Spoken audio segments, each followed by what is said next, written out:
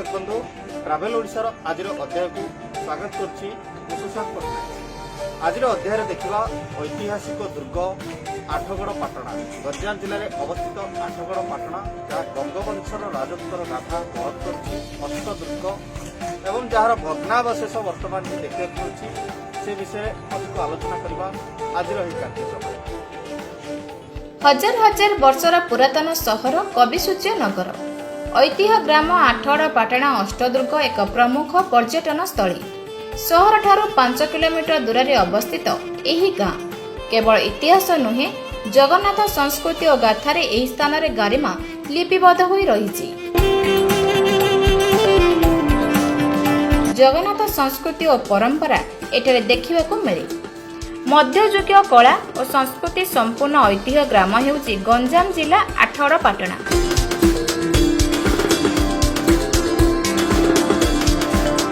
सप्तदश और अष्टादश शताब्दी में 15 रु ऊर्ध्व प्राचीन कीर्तिराज एठारे देखा मिले।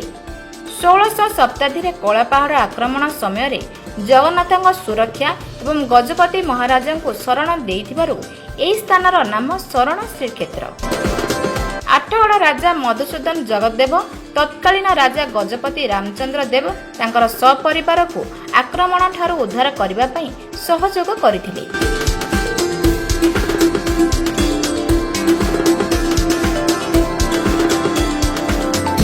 पाहांटियामा गढ़ गजपति और राजपरिवार सदस्यों को भूगर्भरे थिबा एक महल गुप्त ठारे शरण देइथिले। एक सुंदर उद्यान तले एही महलटी निर्माण करा जायथिला, जहा फଳରେ आक्रमणकारी एहार कौनसी संधान मध्य पाई नथिले।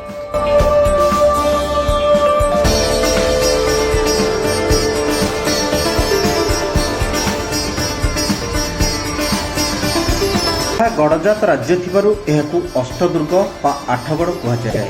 ଏହି आठगड़ राज्यर चारिपटे 8टी सुरक्षित प्राचीरी सहित दुर्ग रहितला, जहार भग्नावशेष एबे देखिबाकु मिलुछि। ସେହି 8ଟି दुर्ग मध्य खलाड़ी, पांड्रीपड़ा, बड़ कंकालबाड़ी, शिकुला, घाटपारी, जकर जमुना दुर्ग, रुमागड़ और पाटीगड़ दुर्ग सुरक्षार कवच भाव शत्रु कबलरू रक्षा करुथिले।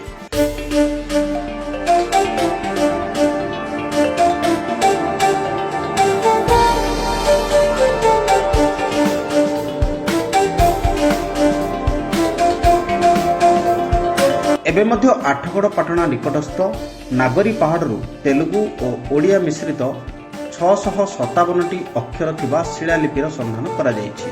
नगरी पहाड़र पाददेश रे अनेक खपुरी मध्य मिलिछि। आउ एही खपुरीरू अनुमान करा जाय एही नगरी पहाड़र निकटवर्ती अंचल रे प्राक ऐतिहासिक जुगर नूतन प्रस्तर संस्कृति मध्य सेठारे विकास लाभ करथिला। तेबे एही भली एक संस्कृति संपन्न ऐतिहासिक ग्राम रे 2/7/1733 मसीह आठगड़ राजा जगन्नाथ हरिचंदन जगदेव महाप्रभु जगन्नाथ एक सुंदर भव्य मंदिर निर्माण कराइथिले, जहाँकि अतीव सुंदर मनमोहिला परी जगहटीए। यह व्यतीत माउसीमा मंदिर, नृसिंह मंदिर, कर्णेश्वर शिव मंदिर, नारायणी मंदिर, मुक्तेश्वर मंदिर, गोपीनाथ मंदिर, कुंज बिहारी मंदिर, चंद्रशेखर मंदिर, कनक दुर्गा मंदिर, लंगलबेणी राजबाटी, कविसूर्य बलदेव रथों प्रतिमूर्ति इत्यादि अनेक प्राचीन कीर्ति एठारे देखा मिले।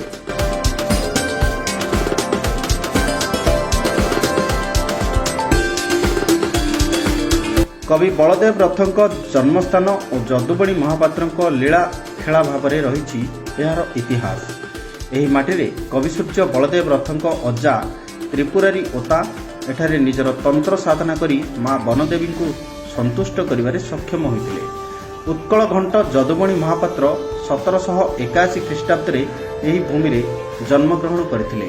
आठगड़ पाटणार घोटिका साही रे से जन्मग्रहण करथिले।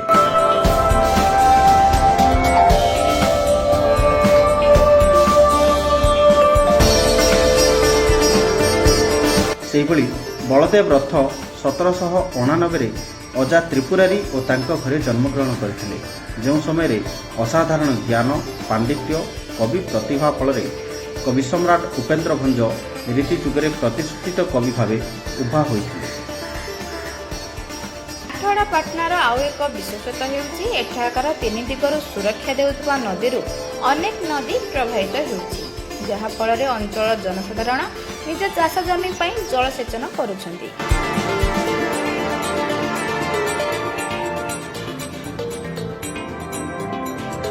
ସେହିଭଳି ଅନେକ ପାହାଡ଼ ଗୁମ୍ଫାରେ ବହୁ ଋଷି ତପସ୍ୟା କରିଥିବାର ଇତିହାସ ରହିଛି। ସେମାନଙ୍କ ମଧ୍ୟରୁ ପଣ୍ଡୁ ନାମକ ସାଧୁ ବହୁ ବର୍ଷ ଧରି ସାଧନା କରୁଥିବା କଥା ଜଣାଯାଏ। ଆଠଗଡ଼ପାଟଣାରେ ଥିବା ରାଜଦରବାରରୁ ଧରାକୋଟ ରାଜଦରବାର ପର୍ଯ୍ୟନ୍ତ ଏକ ସୁଡ଼ଙ୍ଗ ଥିବାର ଚର୍ଚ୍ଚା।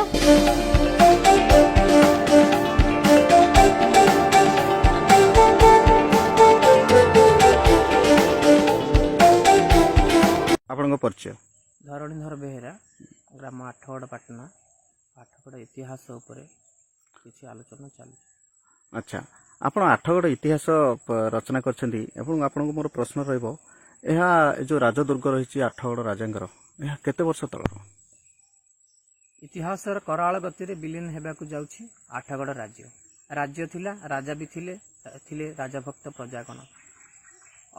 କିନ୍ତୁ ଦୁର୍ଭାଗ୍ୟର କଥା, ଆଜି ରାଜଦୁର୍ଗ ଭଗ୍ନ ଅବସ୍ଥାରେ ପଡ଼ି ରହିଛି। କୁହାଯାଏ 979 ଖ୍ରୀଷ୍ଟାବ୍ଦରେ ଆଠଗଡ଼ ରାଜ୍ୟର ପ୍ରଥମ ମୂଳଦୁଆ ପକାଇଥିଲେ ଶଙ୍କରଦେବ ତପସ୍ୱୀ, ଯିଏକି ରେବା ରାଜ୍ୟରୁ ଆସିଥିଲେ। କିନ୍ତୁ ଦୁର୍ଭାଗ୍ୟବଶତଃ ମ୍ଲେଚ୍ଛ ରାଜାଙ୍କ ଦ୍ୱାରା ପରାସ୍ତ ହୋଇ ସେ ଆତ୍ମଗୋପନ କରିଥିଲେ ଏବଂ ପରେ ପାଣ୍ଡୁ ତପସ୍ୱୀଙ୍କ ଠାରୁ ଶିଷ୍ୟତ୍ୱ ଗ୍ରହଣ କରି ସେ ଯୋଗ ଧ୍ୟାନରେ ଥିଲେ। ପରେ ତାଙ୍କର ଦୁଇ ପୁତ୍ର ବାଘ୍ରଦେବ ତପସ୍ୱୀ ଏବଂ ବାଘ୍ରଦେବ ତପସ୍ୱୀ ଏବଂ ତାଙ୍କର ଆଉ ଗୋଟିଏ ପୁତ୍ର ଥିଲେ ବୃଷଭ ତପସ୍ୱୀ, ତାଙ୍କର ବାଘ୍ରଦେବ ତପସ୍ୱୀଙ୍କ ପୁଅ ଥିଲେ। ଏହିପରି ଭାବରେ ଆଜି ପର୍ଯ୍ୟନ୍ତ ଚାଲି ଆସିଛି ଆଠଗଡ଼ ରାଜ୍ୟର ରାଜା ମାନଙ୍କର ପରମ୍ପରା।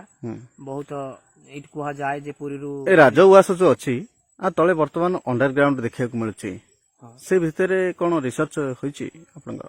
କୁହାଯାଏ ଆଠଗଡ଼ ରାଜ୍ୟର ରାଜପ୍ରାସାଦ 3 ମହଲା ବିଶିଷ୍ଟ ଥିଲା, କିନ୍ତୁ ବଜ୍ରାଘାତରେ 2 ମହଲା ନଷ୍ଟ ହୋଇଗଲାଣି। ସମ୍ପୂର୍ଣ୍ଣ ଭାବେ କିଛି ତ ନଷ୍ଟ ହୋଇଗଲାଣି, ଆଉ କିଛି ଅଂଶ ଅଛି ଯାହାକୁ ଦେଖାଯାଏ। ହୁଏତ ଭବିଷ୍ୟତରେ ଇତିହାସର ଗତି ଭିତରେ ଆଠଗଡ଼ ରାଜ୍ୟର ଏହି ସୁନ୍ଦର ରାଜମହଲ ମାନେ ମାଟିରେ ମିଶିବାକୁ ଆଉ ବେଶୀ ଦିନ ନୁହେଁ। ଏ ତଳେ କେତେ ମହଲା ଅଛି ରାଜପ୍ରସାଦ? ରାଜପ୍ରସାଦ ତଳେ ଗୁପ୍ତ ଭାବରେ ଗୋଟିଏ ମହଲା ଥିଲା ଏବଂ ଉପରେ 2 ମହଲା ଥିଲା। ଆଉ ଏହା ସହିତ ରାଜାଙ୍କର ସୁଡ଼ଙ୍ଗ ରହିଛି ବର୍ତ୍ତମାନ, ୟାର ଭିତରେ ପ୍ରାସାଦ ତଳେ ସୁଡ଼ଙ୍ଗ ଅଛି। ଏ ସୁଡ଼ଙ୍ଗ ଭିତରକୁ କିଏ ଯାଇଛନ୍ତି? ପ୍ରାସାଦ ଭିତରେ ସେମିତି କିଛି ସୁଡ଼ଙ୍ଗ ନାହିଁ। କୁହାଯାଏ ବିଭିନ୍ନ ମତରେ ପ୍ରାସାଦ ଭିତରେ କେବଳ ତଳେ ହିଁ ଗୋଟିଏ ଘର ରହିଛି, ମହଲା ଥିଲା, ବାକି ଉପରେ 2 ମହଲା ଥିଲା, କାଳକ୍ରମେ ନଷ୍ଟ ହୋଇସାରିଛି। ଏଠି ଯୋଉ ଜଗନ୍ନାଥ ମନ୍ଦିର ରହିଛି ତା ବିଷୟରେ କଣ କହିବେ?